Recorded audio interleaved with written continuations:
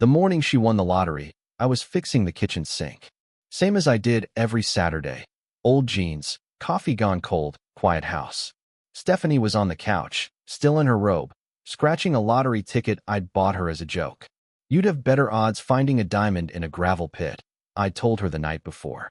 But when she screamed, it wasn't playful. It was primal. "Oh my God, Michael. Oh my God," she shouted, waving the ticket like it was on fire. $8 million. The screen on her phone confirmed it, the official state lottery app blinking congratulations.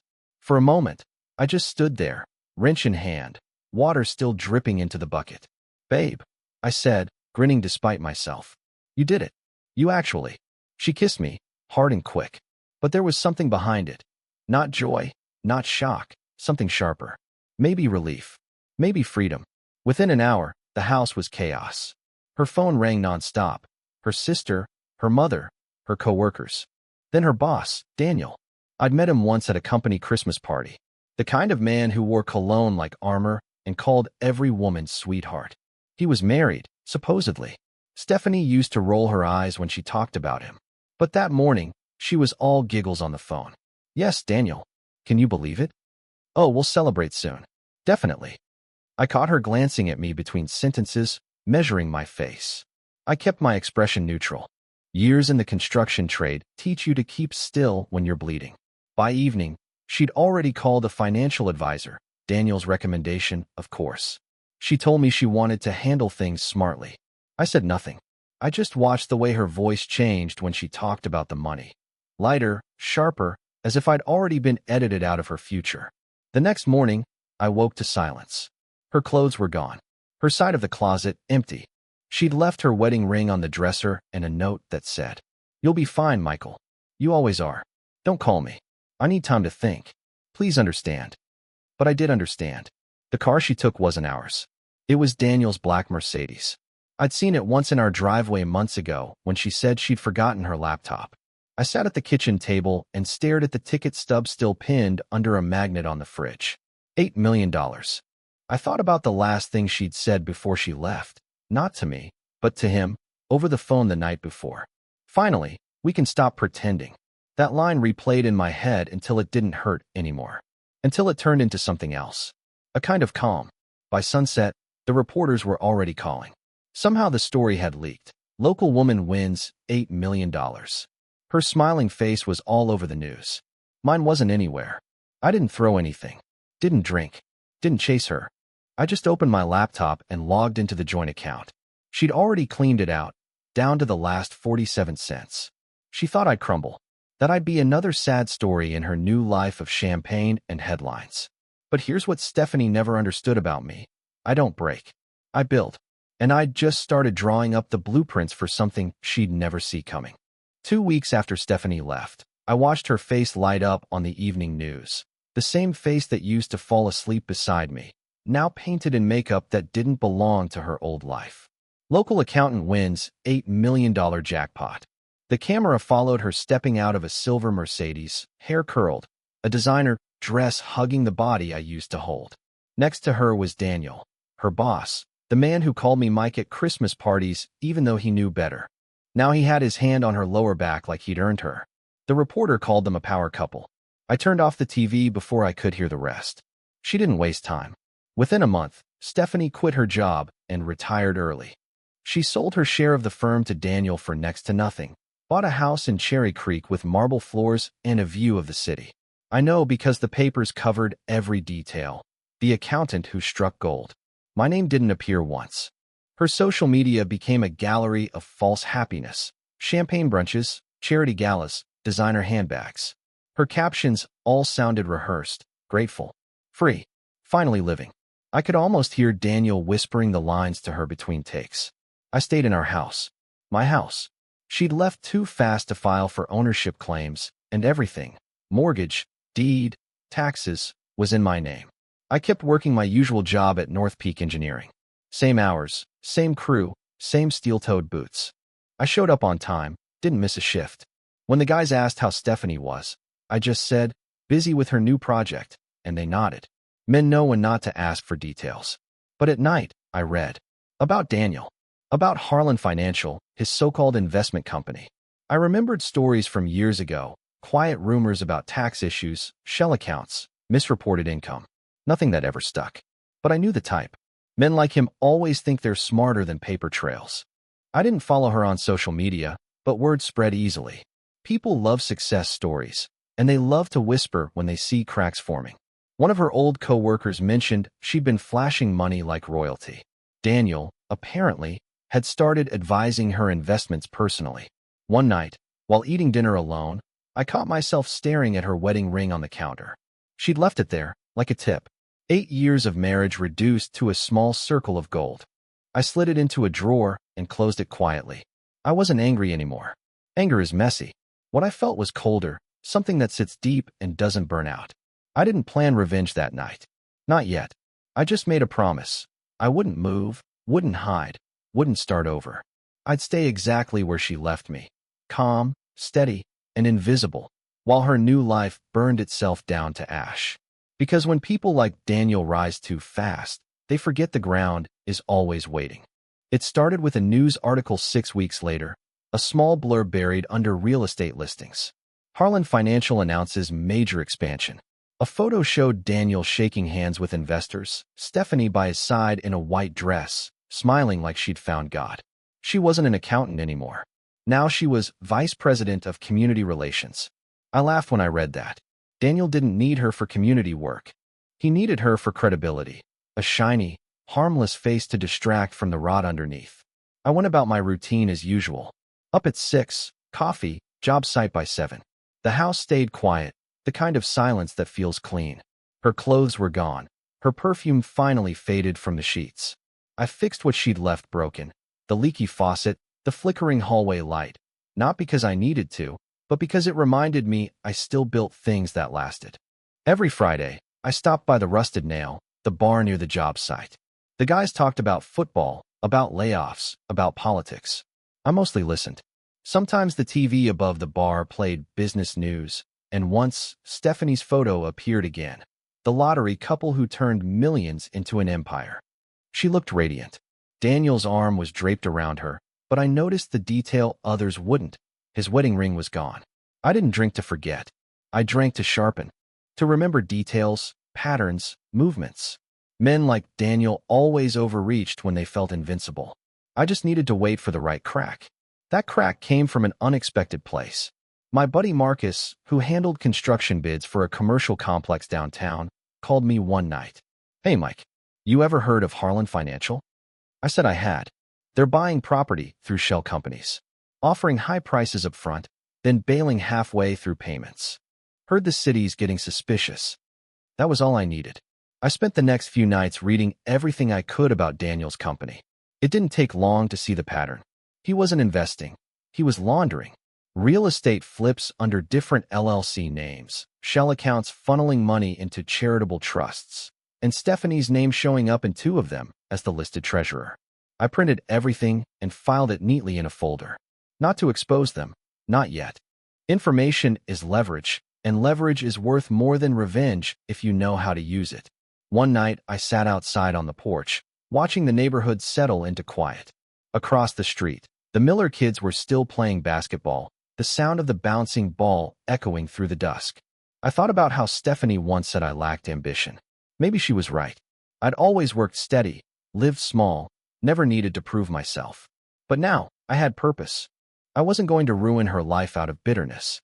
I was going to dismantle Daniel's world one piece at a time, clean, methodical, quiet. Because the thing about building is, once you know the structure, you also know exactly how to bring it down. By spring, their faces were everywhere. Magazine interviews, charity banquets, ribbon cuttings. The power couple who turned luck into legacy. That's what one headline called them. I watched the clips online during lunch breaks, the guys at work oblivious to what I was really looking at. Every smile, every handshake told me what I needed to know. Daniel was spreading himself too thin, and Stephanie was drunk on the illusion of being somebody. She'd started a foundation, the Stephanie Moore Initiative for Women in Finance. Funny thing, though, the address listed on the charity registration matched one of Harlan Financial's offshore entities. Daniel was laundering money through her name now. She probably didn't even understand the paperwork she was signing. I didn't contact her, didn't warn her. That's not how lessons work. Instead, I began showing up where Daniel's world intersected mine. Quietly, a supplier I knew had a contract with one of Harlan's subsidiaries. I offered to handle a side renovation project for their new offices, small job, under the radar. Nobody recognized me, not even Daniel when he passed me in the hallway one afternoon, too busy talking into his phone to notice the man who used to mow Stephanie's lawn. But I noticed everything. The documents on the reception desk, the folders labeled Client Acquisition Midwest, the invoices stamped with initials I recognized from the shell companies I'd researched. At night, I compiled everything, scanned copies, timestamps, connections. The deeper I went, the more obvious it became. Daniel wasn't just running a crooked investment firm. He was siphoning money from lottery trusts, using Stephanie's win as cover for his personal embezzlement. I could have gone to the authorities right then, but there's no satisfaction in letting someone else swing the hammer. So I waited and gathered more. Found a contact, a financial journalist named Drew Caldwell, who'd once done a story on construction fraud. We met at a diner off I-70. I didn't tell him everything, just enough to make him curious. Offshore accounts, tax evasion, and a lottery winner who didn't know she was laundering money for her lover. Drew's eyes lit up like a man who'd smelled blood in the water. The next week, I planted a few breadcrumbs. An anonymous email to the state audit department, another to the bank's compliance division. Nothing that led directly to me, just enough to make the wolves start sniffing. Meanwhile, Stephanie's posts grew louder, desperate. So proud of Daniel's leadership, grateful to my amazing partner. Every photo felt staged. Too many smiles, too much sparkle. I knew that look. When people start performing happiness that hard, it's because the ground beneath them is shaking. I leaned back one night, watching her latest interview. She talked about integrity, community, and how money doesn't change you. It reveals who you are. She was right about that. Because the man she'd betrayed thought she was building an empire. What she didn't know was that every brick they laid together was resting on fault lines I'd quietly mapped out. And soon enough, the first tremor was going to hit. The first crack didn't come from me. It came from Daniel's arrogance. Men like him always believe they're untouchable until paperwork catches up. It started small, a headline buried in the business section. Harlan Financial under preliminary review for accounting irregularities. I almost smiled when I saw it. Someone inside the state audit department had taken the bait. I'd fed them just enough inconsistencies to make them dig, and once they started, I knew they wouldn't stop. 2 days later, Stephanie posted a photo of herself on a yacht. Learning to breathe again, the caption said. But I could read her eyes, tight around the edges, trying too hard. The comments were full of congratulations and envy, but I saw what she couldn't. The first shadow falling across her new world. I kept my routine. Work, home, quiet nights. My coworkers joked that I'd become the most reliable man on site. They didn't know that routine was camouflage, a steady rhythm to keep my mind sharp and invisible. At night, I drive past Harlan Financial's glass tower downtown, the company's logo still shining like a beacon of pride. But now, I noticed the extra cars outside, the briefcases carried by men in dark suits. Auditors. The first wave. A week later, Drew Caldwell called me from a blocked number. "You were right," he said. "The audit's just the surface. Their offshore accounts don't match the declared revenue. And your ex-wife's name? It's on 3 of them. She knows. Hard to tell. But if she doesn't, she's about to find out." That night, Stephanie went silent online. No yacht photos. No champagne toasts. Nothing. I waited. 3 days later, she appeared on the evening news again, this time walking briskly into the courthouse beside Daniel. No smiles. No hand-holding. Just her eyes darting left and right as reporters shouted questions. "Is it true the funds are frozen? Are you cooperating with investigators?" I muted the TV and leaned back in my chair. It was too early to celebrate. Daniel was the kind of man who'd burn everyone around him before admitting defeat. I didn't want her jailed. That would have been too easy. I wanted her to see the man she'd chosen for what he was, and to realize that every choice she made after leaving me was just another rope tightening around her own neck. That week, I started receiving letters from the bank, small things, updates about joint assets from years ago that were still under my name. I ignored them for now, but saved every envelope. Paper trails are quiet weapons. Rumors started circulating at work. Someone said Harlan Financial's expansion project downtown had been postponed indefinitely. Another said Daniel was selling off assets to cover legal costs. And just like that, the tremor became a quake. Stephanie and Daniel had built their fortune on stolen trust and borrowed stability. And I had no need to lift a finger anymore. The ground was already swallowing them. All I had to do was stand still and let gravity do the rest. By summer, their empire was bleeding. Every news outlet ran the same story under different headlines. Lottery couple under investigation for financial misconduct. The same reporters who once called them inspirational now used words like fraud, embezzlement, and federal inquiry. I watched it unfold quietly from the same kitchen she'd walked out of. Same chair, same chipped coffee mug, same creak in the floorboard. Only difference was the look on her face on the television. Pale, brittle, older. Money ages people faster than poverty ever could. Daniel looked worse. His expensive suits couldn't hide the panic in his eyes. The man who used to smirk for cameras now shoved them away. One night, a reporter caught a moment that told me everything. Stephanie trailing behind him outside their mansion, pleading with him in the dark. He didn't even turn around, just kept walking. That's when I knew he was cutting her loose. Men like Daniel don't share the fall, they sell tickets to it. Rumor had it the investigators were tracing lottery funds tied to offshore accounts. Daniel's lawyers were negotiating. Stephanie, meanwhile, was out of her depth. Her name was on paperwork she barely understood, and she didn't have the brains or the connections to untangle it. One afternoon, there was a knock on my door. When I opened it, she was standing there. No makeup, no confidence, just a worn-out woman clutching her purse like a life vest. "Michael," she said softly, voice trembling. "Can I come in?" I stepped aside. "You already know the way." She sat at the table, the same spot she'd written her goodbye note. "You heard about Daniel?" she asked. "I've seen enough," I said. Her eyes filled. "They're saying I helped him, that I signed off on illegal transfers." I didn't know. I cut her off. "You knew enough to leave." Silence stretched. The air between us was heavy with everything unsaid. Every humiliation, every lie. Every morning I'd woken up alone because she'd chosen laughter with another man over loyalty to me. "I just need advice," she whispered. "Please." Advice. That word almost made me laugh. She wanted the same steadiness she'd once called boring. I leaned forward, calm. "Here's advice, Steph. Hire a lawyer. Tell the truth. And next time you think about trusting a man like Daniel, remember that he only ever saw you as camouflage." Her lip trembled. "You hate me." "No," I said, standing.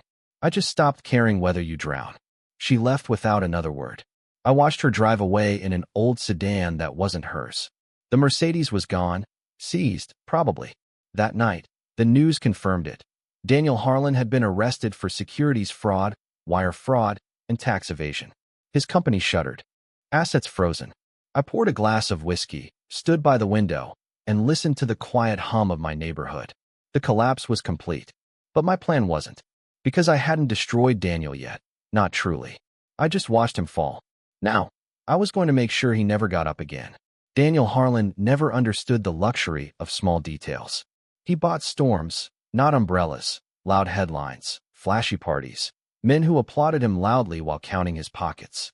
That arrogance was the kind of mistake you could watch like a slow leak and know, with a certain cold satisfaction, exactly when the tire would go flat. After his arrest, the federal investigators kept digging.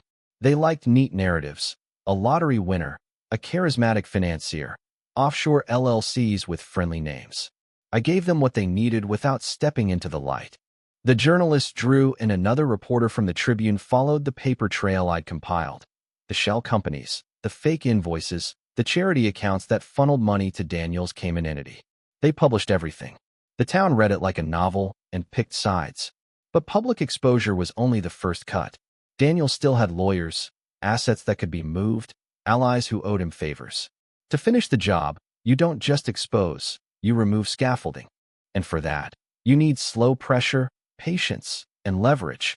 All things Stephanie had taught me to recognize when she packed a suitcase and left.